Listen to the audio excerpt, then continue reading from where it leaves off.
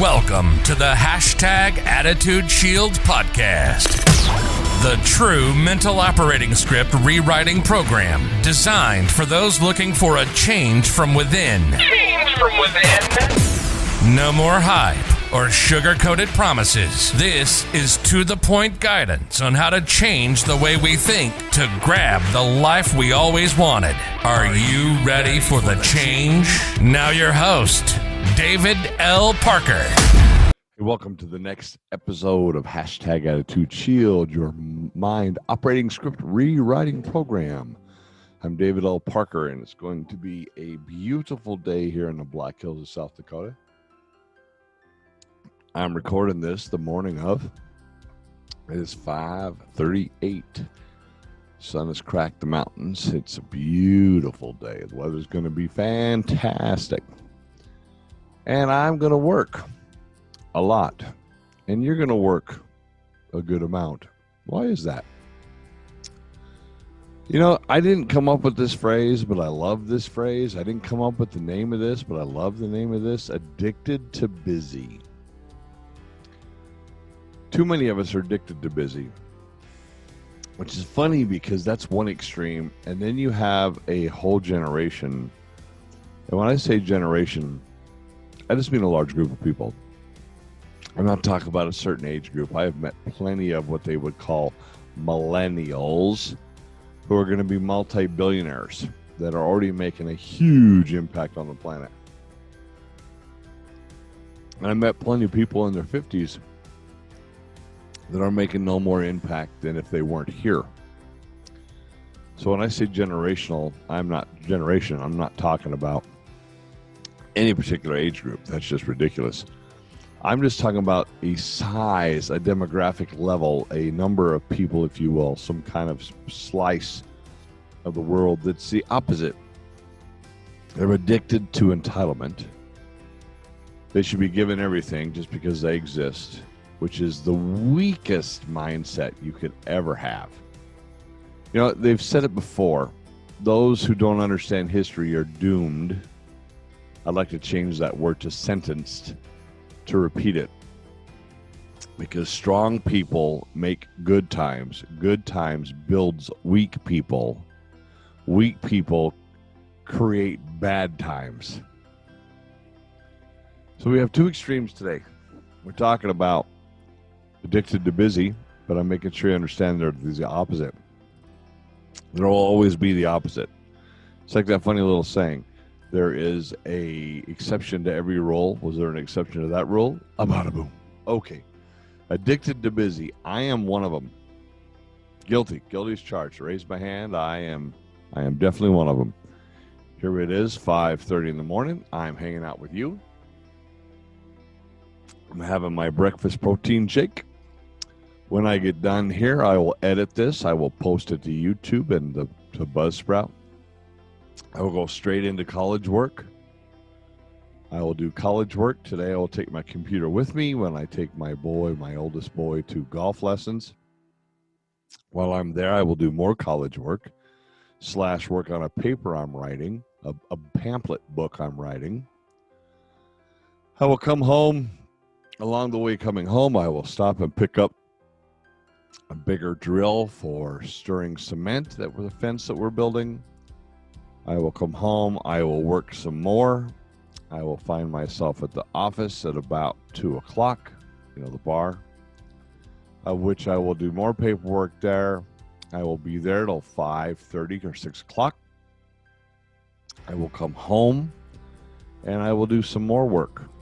I'll either work on my book or something else here in the inner sanctum. And I'll go to bed somewhere before 11. And I'll wonder where the day went. And so many people are doing the same thing. We're doing it. We are straight addicted to busy. Oh, pardon that yawn. But hey, this is live and it's normal. You need a little more oxygen. You wouldn't think after having a brand new CPAP machine that I would yawn so much in the morning, but I guess my brain's so full of oxygen right now I don't know which way is up. But we seem, as human beings, that there's a large majority of us that don't understand you don't have to be busy. My amazing, beautiful bride, for example, we worked, she did, and I did together for years so that she could retire. You know, when it comes to the age race, she's a little bit ahead of me, and I wanted her to be able to retire. And we arranged it. We worked it out. We financially got where she could retire, where she could stay home and drink a cup of coffee. Oh, bada bing, bada boom. Hey, if you're enjoying the show, why don't you go ahead and click in the description down below, the buy me a cup of coffee. Help support the show and keep all this equipment moving and all the things we're doing to help people rewrite their operating script. Take a moment and share it on your social media. I mean, social media is huge. As a matter of fact, social media keeps a lot of people clicking, and that's part of that busy we've been talking about. I mean, here I am getting ready to learn how to use TikTok. I guess that's great for helping more people hear the message. But she is addicted to busy. Absolutely, positively, 155%. We worked it out. We moved to the Black Hills, to these beautiful trees in our beautiful yard. And she could handle being retired for about 3 months. And then she's been working on getting her South Dakota reciprocity teaching license. And she works for my boss at one of his other companies. She made it retired for 3 months. The last couple of months she was here before she ended up going back to work all the time, she was always cleaning something, adjusting something, doing something. She nonstop from get up to go down. She is at it. At it. I rarely see her sit down. I rarely see her. I mean, you know what? She maybe watches, like, I think right now. Yeah, she's watching the Big Bang series, but she'll watch one episode in the evening before she goes to bed, if you will, while she does this foot massager. That's it. And let me tell you what, she pops out of bed without an alarm. I'm not even kidding.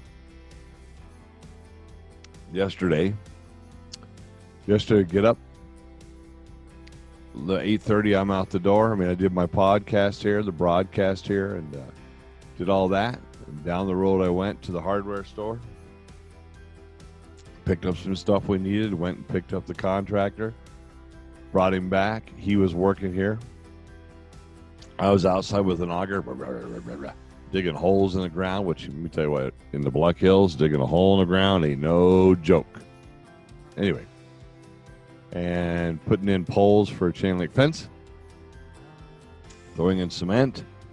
And I did that up to the last minute that I could do it. Grabbed a shower, went to the bar, got there, went straight into all kinds of paperwork, inventories and faxes. I know, who faxes anymore? I didn't know how to do it. I literally had to look up how to do it, how to fax. I was like, how do you fax? I don't understand. But figured it out. So, worked till 10 o'clock, was home by 10:30, came in here into the office, did a little bit, right? Addicted to busy. Too many people that are in the addiction look at their self-worth by how much they work. They don't even know they do it. And a lot of people look at how much they work according to their title. General manager, CEO, owner. It's funny, we own our own businesses. One of the interesting things about owning your own business is a lot of people, once they own their own business, they sort of think that means that they have to work 100 hours a week. No. You have to work whatever it takes to sustain and grow, but nobody said you had to work 9,000 hours a week. There's too much of your life that is scooting on by while you work. I know a lady who works for a fast food type restaurant, and she probably works more than anybody I know. She's already worked through a couple of heart attacks. And she's a great human being, but she works like nobody I've ever seen. Work. Comes in on her day off. Work. And no offense to her or anybody out there that works like that, but why do we human beings allow ourselves to work so hard for a job that will replace us once we drop dead? Work so hard at a job that, I mean, come on, 90 hours a week? And people say, ain't no way you work 90 hours a week. Okay, let's do some math. If you work 10 hours a day, 7 days a week, there's 70 hours. It ain't hard to get to 90. Yes, it is. That's 26 more hours. Okay, genius. 7 times 11 days, or 11 hours a day, 77. 12 times 7 days. Do you see where we're going? Do we see it? 84. Not hard to get to 96 hours. When you walk in a building at 8 o'clock in the morning and you walk out at 10 o'clock at night, that's 14 hours, boys and girls. When you show up to the casino as the food and beverage director at 6 o'clock in the morning and you come home at 11 o'clock at night, way past 12 hours. Matter of fact, you're at 17 hours. Matter of fact, I know a person last weekend, due to events, worked 21 straight hours. For what? You didn't get any more pay. Nope, that's not the way it works. Because you're the boss, because that quantifies your significance in the world, because you're addicted to busy. You know what we should be addicted to? Quality time with our loved ones. I get it. Projects come along, timelines change, things come along where you don't have a choice. If you have a certain position or you're building a business and you need to get some work done, there's nothing you can do about it. You got to get the work done. I understand that. But why do we add more to it?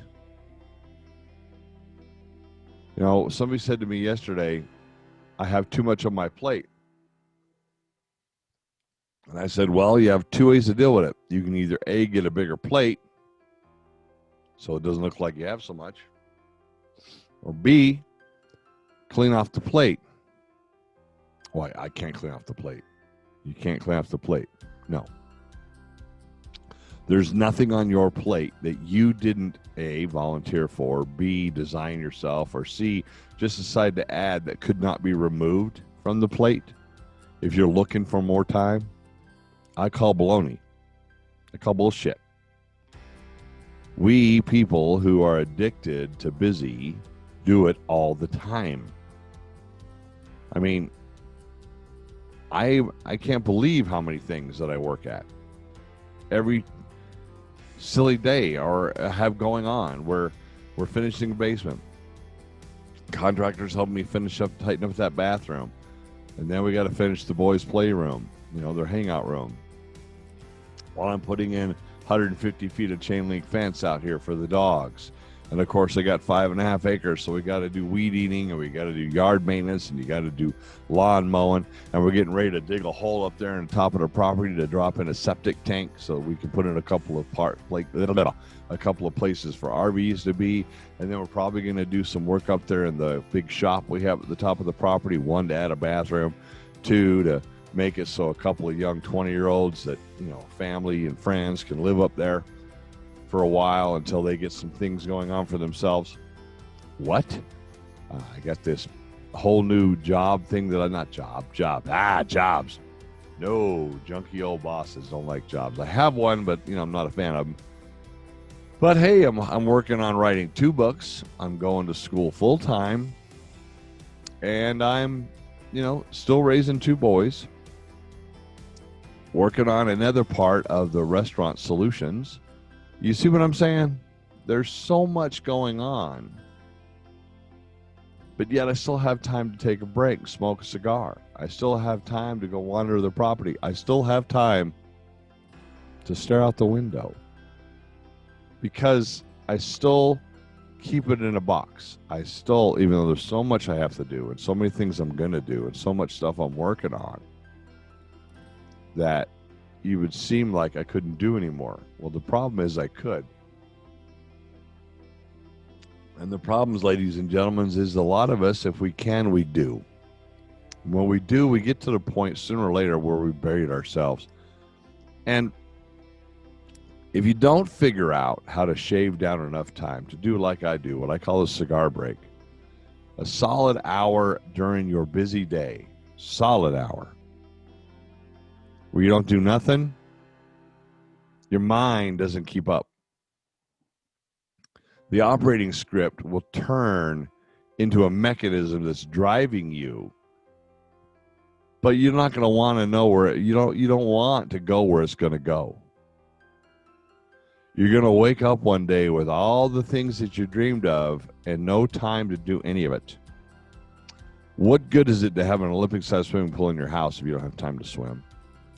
What good is it to have your dream car in your driveway if you don't have time to drive it? And what good is it to have all the money in the world if you have no time to spend it? Have you thought about these things? A lot of people's dreams are wonderful. They're beautiful. They're fantastic. They're magnificent, especially when they explain them to you. And what they're willing to do to get them, either A, is never enough, or B, is plenty, and they'll go way beyond. But when the B happens, they don't have any time.